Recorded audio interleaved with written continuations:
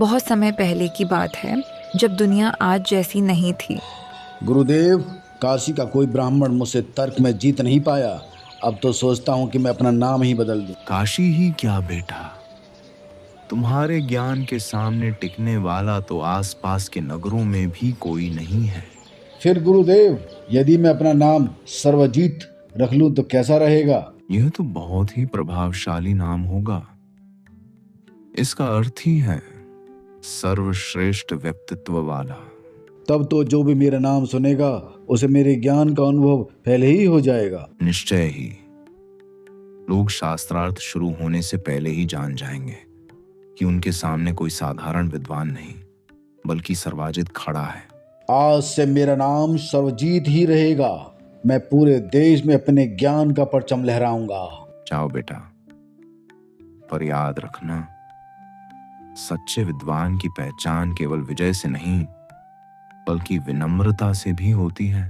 आपकी शिक्षा सदैव स्मरण रखूंगा गुरुदेव। शास्त्रार्थ में उसे पराजित करना किसी भी ब्राह्मण के लिए आसान नहीं था। विजय प्राप्त कर परमजीत प्रसन्न मन से अपने घर की ओर चल पड़ा। परमजीत की माता का नाम अंजना था। वह उस समय के महान संत कबीर की शिष्या थीं। अंजना एक भयंकर रोग से पीड़ित थी, जिसका उपचार कहीं नहीं मिल पाया था। अंत में निराश होकर उन्होंने समाज की परवाह किए बिना संत कबीर साहब की शरण में पहुंच गईं। वहां कबीर साहब के आशीर्वाद से अंजना ब्राह्मणी पूरी तरह स्वस्थ हो गईं। इसके बाद उन्होंने कबीर साहब से दीक्षा ग्रहण कर ली। परमजीत अपनी माता अंजना के पास पहुंचा। माँ, अब मेरा नाम सर्वजीत रख दो। ज्ञान की चर्चा में आज तक मुझे कोई परास्त नहीं कर पाया। बेटा, परमजीत नाम भी बहुत अच्छा है। नाम बदलने की क्या आवश्यकता है? माँ, मैंने नगर ही नहीं आसपास के सभी विद्वानों को शास्त्रार्थ में निरुत्तर कर दिया है।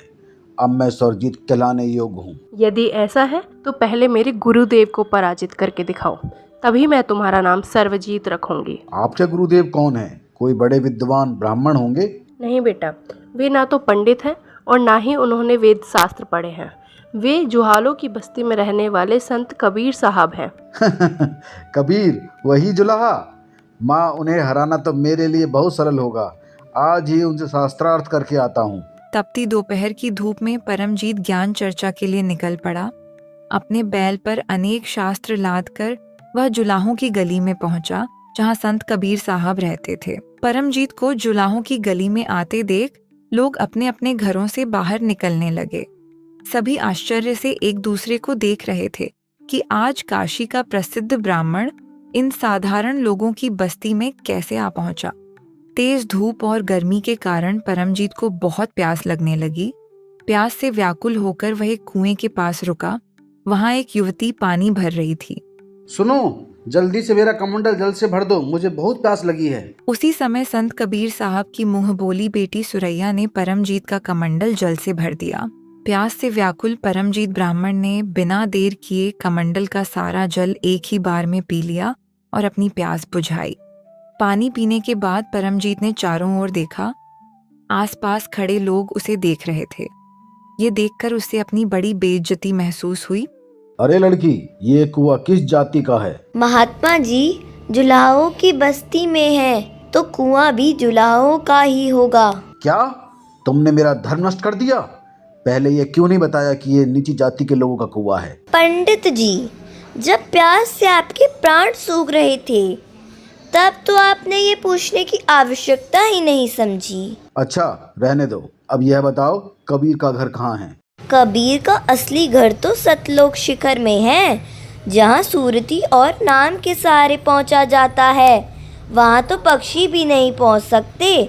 आप तो पूरे बैल पर शात लाद कर चले आए हैं। अधिक बातें मत बनाओ। यह बताओ कि कबीर यहाँ कहाँ रहते हैं? आइए, मैं आपको वहाँ ले चलती हूँ। मैं उनकी ही बेटी हूँ। सुरैया परमजीत को कबीर साहब की कुटिया ले गई, जहाँ वह शास्त्रार्थ के अभिमान के साथ पहुंचा। सुरैया कुटिया के अंदर चली गई, जबकि परमजीत बाहर ही खड़ा रहा।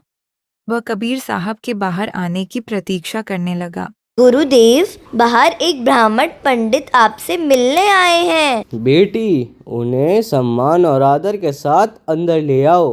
अतिथि का सदैव सम्मान करना चाहिए। कबीर साहब की आज्ञा पाकर सुरैया ब्राह्मण पंडित को लेने बाहर आई। यह मेरा कमंडल है, इसे जल से इस प्रकार भर दो कि इसमें एक बूंद भी जगह शेष न रहे। फिर इसे कबीर के पास ले जाओ और उनसे कहो कि वो इसका उत्तर दें। सुरैया कमंडल लेकर कबीर साहब के पास पहुंची। कबीर साहब ने कमंडल को ध्यान से देखा, फिर अपने पास रखी वस्त्र बनाने की एक मोटी सुई उठाई और उसे धीरे से कमंडल में डाल दिया। सुई के भीतर जाते ही कमंडल से थोड़ा सा जल बाहर निकल आया। लो बेटी, अब ये कमंडल पुनः उस ब्राह्मण पंडित के पास ले जाओ और उनसे कहना कि कबीर ने उसका उत्तर दे दिया है। क्या कहा कबीर ने? उन्होंने मेरे प्रश्न का क्या उत्तर दिया? उन्होंने कुछ नहीं कहा, बस अपने पास रखी एक मोटी सुई कमंडल में डाली और फिर इसे वापस आपको दे आने के लिए कहा है। परमजीत ब्राह्मण झोपड़ी में प्रवेश करता है।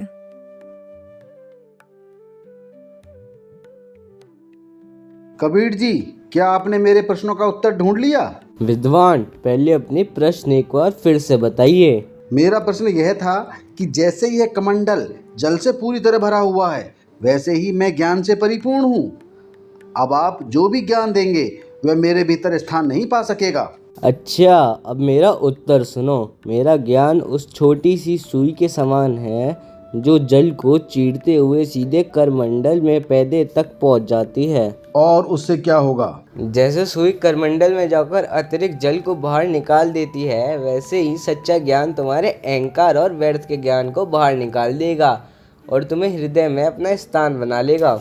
आपकी बातें सुनकर मैं प्रभावित हुआ कबीर जी, लेकिन इसका निर्णय तो शास्त्रार्थ में ही होगा। अवश्य विद्वान, आइए शास्त्रार्थ प्रारंभ करें। दोनों विद्वान आमने सामने बैठ जाते हैं और शास्त्रार्थ आरंभ होता है। शास्त्रार्थ देखने के लिए आसपास के जुलाहे और गांव के लोग भी बड़ी उत्सुकता से वहां एकत्र हो गए। अच्छा विद्वान, तो बताए ब्रह्मा के पुत्र कौन है, विष्णु की माता कौन है और शंकर के दादा कौन है? कबीर जी, यह कैसा प्रश्न है? ब्रह्मा, विष्णु और महादेव तो स्वयं शंभु और सनातन माने जाते हैं। क्या आप यह भी नहीं जानते? विद्वान, किसी बात को असंभव समझने से पहले अपने ग्रंथों को ध्यान से पढ़ो। देवी भागवत पुराण में तृतीय संकट में इसका वर्णन मिलता है। वहाँ तुम्हें इन प्रश्नों का उत्तर भी मिल जाएगा। यदि ऐसा है तो अवश्य बताएं। मैं भी सुनना चाहता हूँ कि आपके प्रश्नों का आधार क्या है। परमजीत इन प्रश्नों का उत्तर जानता था, लेकिन लोगों के सामने अपनी प्रतिष्ठा बचाने के लिए उसने स्पष्ट उत्तर देने से बचना ही उचित समझा। जब वह सटीक उत्तर नहीं दे पाया तो विषय बदलकर संस्कृत के रटे रटाए श्लोक सुनाने लगा। तो सोनो भनुकुत्तु सैवीर्यकर्वाः तेजस्विनाधिमस्तु या विशुवाहे ओम शांति शांति शांति। विप्रगण, आप सबने देख लिया होगा कि मेरे ज्ञान का कोई मुकाबला नहीं है। ठीक है विद्वान, यदि आप यही मानते हैं तो आपकी विजय स्वीकार करता हूँ। मैं आपके समान कठिन संस्कृति श्लोकों का ज्ञाता नहीं हूँ। मैं तो एक साधारण जुलाहा हूँ। नहीं कबीर जी, केवल यह कह देने से काम नहीं चलेगा। मुझे लिखित प्रमाण चाहिए कि आपने अपनी हार स्वीकार कर ली है। भाई, मैं तो पढ़ना लिखना नहीं जानता। यदि तुम्हें लिखित प्रमाण चाहिए तो उसे तुम स्वयं ही लिख दो, मैं उस पर अपनी सहमति दे दूंगा। परमजीत तुरंत एक पत्र लिखने बैठ गया। उसने लिखा, आज की तिथि में जुलाहों की गली में हुई ज्ञान चर्चा में कबीर जी पराजित हुए और परमजीत विजयी हुआ। कबीर जी, यह लिखित प्रमाण तैयार है। अब बताएं, क्या आपको यह स्वीकार है? हाँ भाई, यदि तुम्हें इससे संतोष मिलता है तो कोई आपत्ति नहीं है। परमजीत ने अपनी जीत का ऐलान करते हुए खुद एक कागज पर सब कुछ लिख दिया और कबीर साहिब से उस पर अंगूठा लगवा लिया। उसे पूरा विश्वास था कि वह शास्त्रार्थ जीत चुका है। परमजीत खुशी खुशी अपने घर पहुंचा। माताजी, देखिए, मैं शास्त्रार्थ जीत कर आया हूँ। अच्छा बेटा, क्या कोई लिखित परिणाम भी अपने साथ लाए हो? हाँ माताजी, सुनिए। इसमें लिखा है, आज की तिथि में जुलाहों की गली में कबीर जी और परमजीत की ज्ञान चर्चा में कबीर जी विजय हुए और परमजीत हैं। अरे, ये क्या लिखा है? क्या हुआ बेटा, अचानक चुप क्यों हो गए?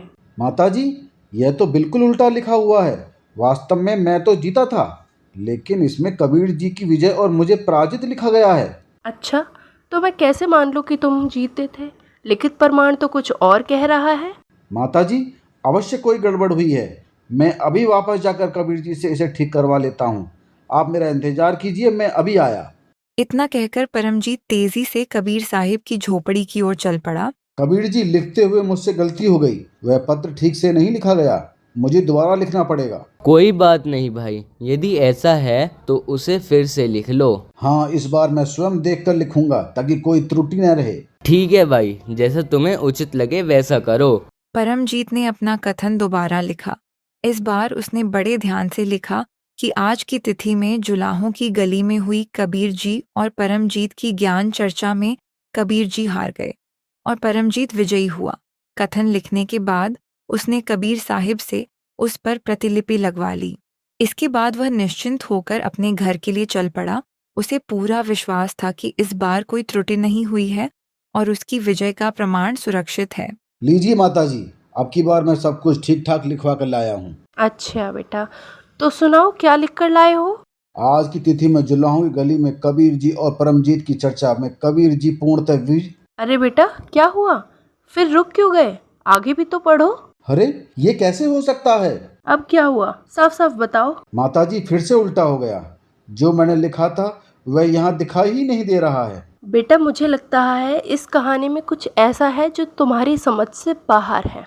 परमजीत को समझ नहीं आ रहा था कि ये सब कैसे हो रहा है। उसे लगने लगा कि अवश्य कोई रहस्य है, लेकिन वह इतनी आसानी से अपनी हार स्वीकार करने वाला नहीं था। माताजी, बात यह है कि पिछले 2 दिनों से शास्त्रार्थ की तैयारी में मैं ठीक से सो नहीं पाया। शायद इसी कारण लिखते समय मुझसे बार बार गलती हो रही है। अब की बार पूरी शांति और सावधानी से लिख कर लाऊंगा। इतना कहकर परमजीत एक बार फिर कबीर साहिब की झोपड़ी की ओर चल पड़ा। उसे पूरा विश्वास था कि इस बार उसे कोई भूल नहीं होगी। अरे भाई, ये ब्राह्मण जी हमारे गली में बार बार चक्कर क्यों लगा रहे हैं? चुप रहो भाई, धीरे बोलो। लगता है शास्त्रार्थ का मामला अभी तक सुलझा नहीं है। हाँ, कुछ तो बात है, नहीं तो कोई बार बार यहाँ क्यों आता? शायद कबीर साहब ने फिर कोई ऐसी बात कह दी हो जिसका जवाब इन्हें नहीं मिल रहा। क्या हुआ विप्र, अब की बार भी कोई गलती हो गई क्या? अरे, वो क्या है कि पिछले 2-3 दिन से मैं सो नहीं पाया हूँ। इसी कारण बार बार भूल हो रही है। मैं कुछ लिखता हूँ और लिख कुछ और जाता है। कोई बात नहीं भाई, यदि ऐसा है तो एक बार फिर से लिख लो। हाँ, अब की बार सावधानी से लिखूंगा। देखता हूँ फिर कैसी गलती होती है। ठीक है भाई, जैसा तुम्हें उचित लगे वैसा करो। हार स्वीकार न करने के कारण परमजीत तीसरी बार अपना कथन लिखने बैठा। इस बार उसने बड़े ध्यान, धैर्य और सावधानी से एक एक शब्द लिखा। लिखने के बाद उसने उसे कई बार पढ़कर जांचा और फिर कबीर साहिब से उस पर दस्तखत करवा लिए। इसके बाद वह पूरे रास्ते उस पत्र पर नज़र टिकाए हुए अपने घर की ओर चल पड़ा। मैं तो बिल्कुल सही लिखता हूँ। समझ नहीं आता कि इस पर क्या हो जाता है, लेकिन अब की बार मैं इससे अपनी नज़र नहीं हटाऊंगा। लीजिए माताजी, अब की बार सब ठीक है। परमजीत पत्र पढ़ने ही लगा था कि अचानक उसके सामने लेख के अक्षर बदल गए। ये देखकर वह स्तब्ध रह गया। उसके मुंह से एक शब्द भी नहीं निकला। अब उसकी माता पूरी घटना और उसके पीछे छिपे सत्य को समझ चुकी थी।